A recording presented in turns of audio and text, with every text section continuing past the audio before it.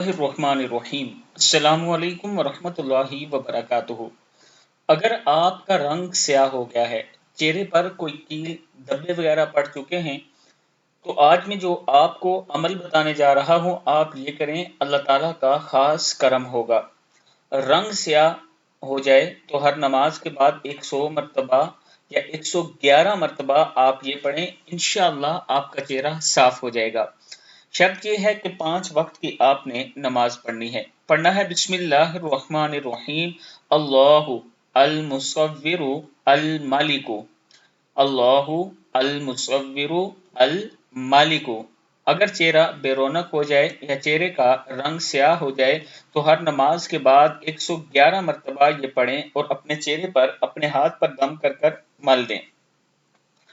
इंशाअल्लाह अल्लाह ताला के हुक्म से आपका चेहरा साफ हो जाएगा।